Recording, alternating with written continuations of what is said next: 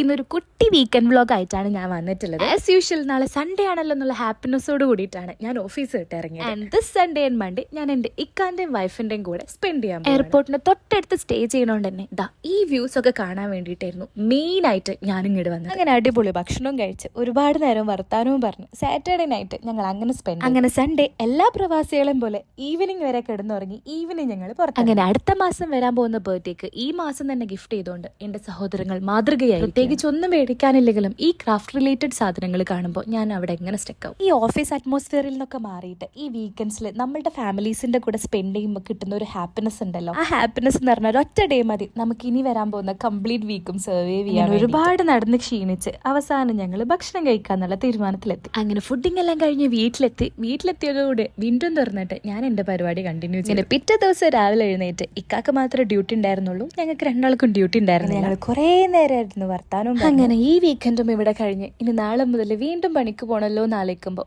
എന്തോ മനസ്സിലൊരു കുത്തൽ. സാരല്ല, ഒരാഴ്ച കഴിഞ്ഞാൽ വീണ്ടും ഒരു വീക്കെൻഡ് വരല്ലോ.